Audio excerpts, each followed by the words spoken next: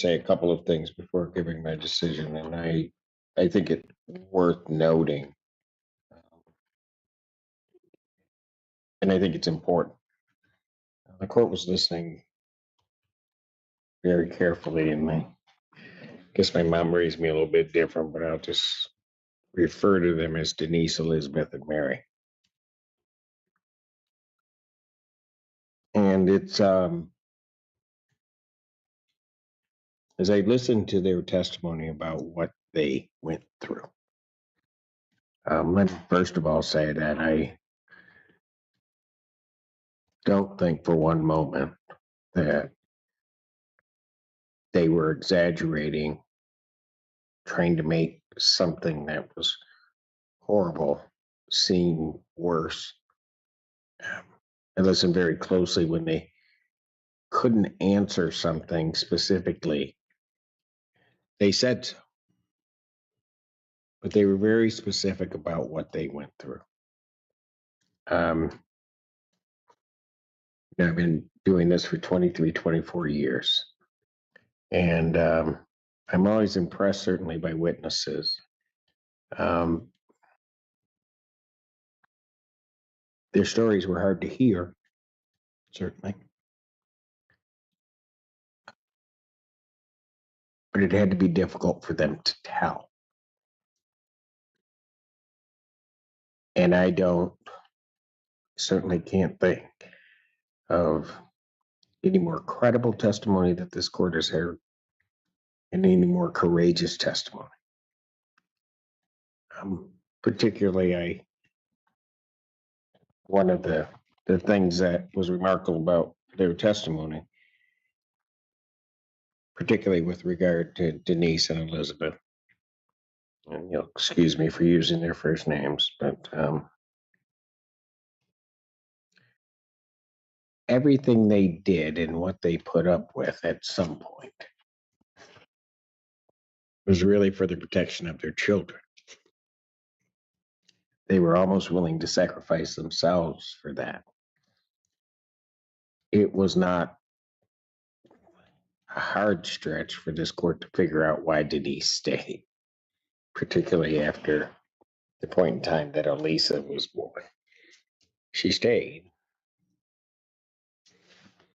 in a lot of ways to try to protect Elisa. She dealt with him because I think in her mind, and I think in terms of what she was saying, there was a great fear that he was going to do something. But if I keep in contact, if I appease him in some way, my child will be okay.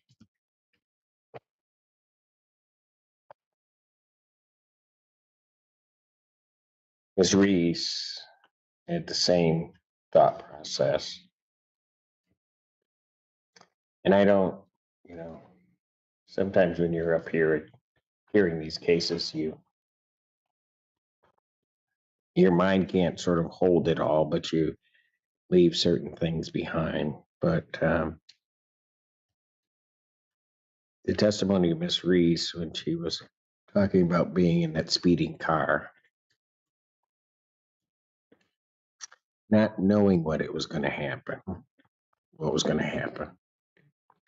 hoping and praying that the door wasn't going to open so she could extricate herself from that vehicle while it was moving. She knew she had to get out. And I won't forget her words. It's almost as if she wasn't really trying to save herself, but she was trying to send a message to her daughters that I had to let them know I tried to do something. And after going through all of that, Mr. Williams, I don't know that he deserves that title. Ends up hitting her in the head with a 2x4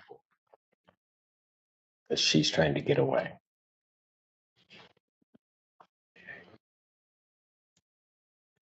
I start with their testimony because quite frankly, I realize this is a probable cause hearing.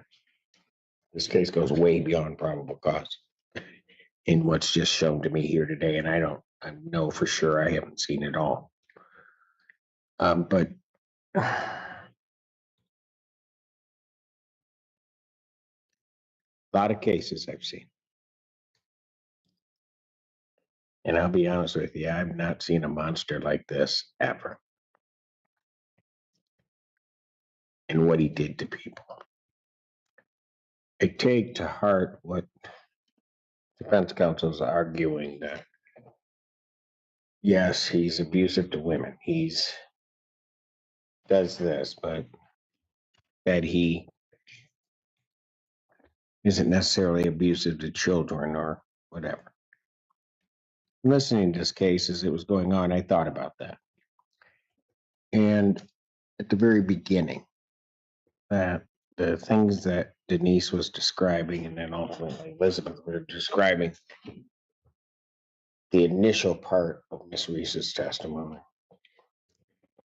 I'm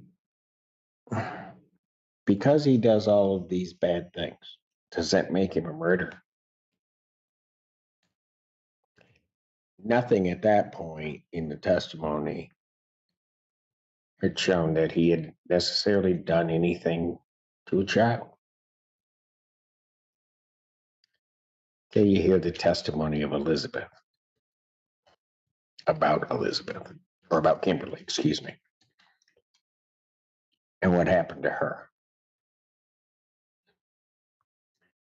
And while I was trying to keep the date straight, and freely admit this, I had one question for the prosecutor because it didn't come up during the course of the testimony. But the end of questioning Ms. Reese,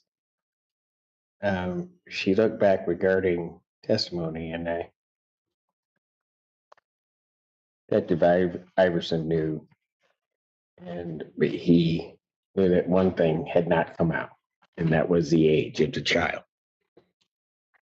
And then the question was asked, and I will be honest with you, I thought in my mind, maybe she's 6'7", maybe she's somewhere, she's 2.5. And in somebody's care with broken bones. And that happens while that child, and he doesn't take the child to the hospital. He doesn't, he does nothing. It's not until Elizabeth got there, thank God, the child receives medical. I have a whole lot of feelings about the case, but not feelings that cloud my judgment as to whether or not probable cause has been established. I think probable cause regarding the charge of open murder has been clearly established by the people. And just in terms of certain facts, you're right, he couldn't have Denise, he couldn't control Denise.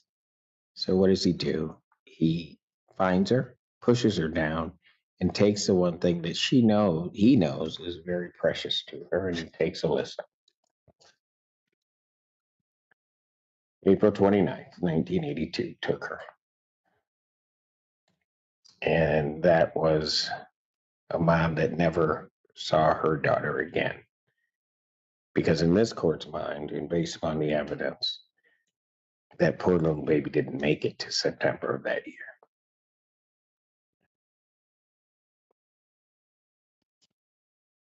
Others who were mothers who came into contact with the child, Elizabeth, and they were trying to get him to go away because their intent was to try to get that baby back to her mother. It didn't work out. He left with the baby.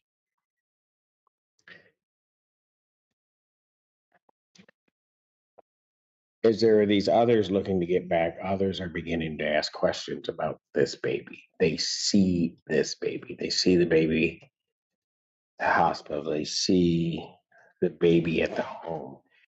And they know, and he's giving a story about where Denise is that doesn't make any sense, doesn't fit in with where Denise actually was. And he's just making up stories, lying about why he has the baby. regrettably, we knew that it was going to have a tragic outcome because, as evidenced by his care of Kimberly, he doesn't have the patience to be able to deal with the child. Kimberly at 2.5 ends up with broken bones because she's crying.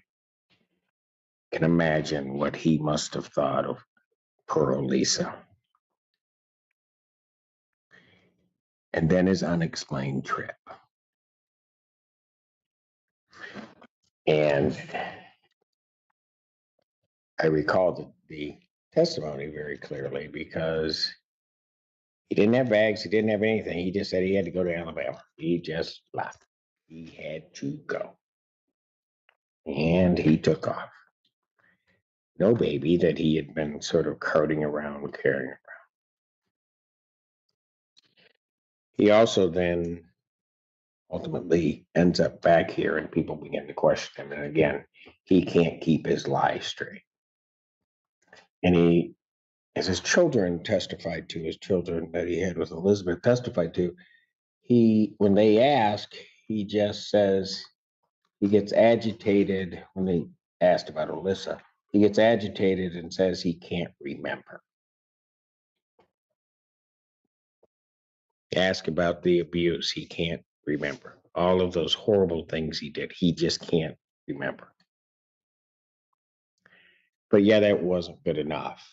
The prosecutor's right, because at some point he wants to stop being asked about it. So he feigns these various stories of implants in his chips in his head and some loss of memory from a car accident, which are not borne out by any medical records, visits to places in Alabama to deal with that frankly don't exist for the purposes of medical treatment. And all of those things he just keeps saying. Then, as I listen to Detective Iverson, when they start to get close to him, and he's no longer really, I think, beginning to fool people because now I'm dealing with police. And sometimes I don't want to talk to you, sometimes I don't want to do this. He decides his best bet and his way of sort of putting it into the questioning is to just say, not only does he not know Alyssa or what happened to her, but he doesn't know his wife, his former wife. He doesn't know any of these people. And he thinks that's going to do it for him.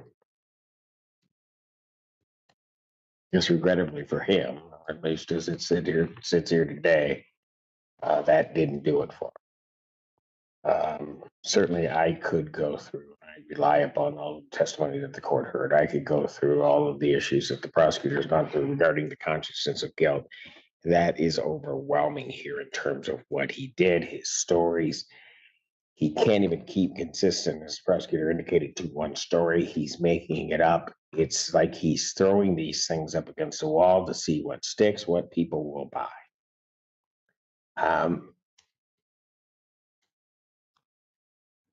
And that's what he was doing. The last person that he was with, that little baby Alyssa was with, was the defendant, who for right or for wrong reasons was in charge of her care. And then nobody sees Alyssa at some point.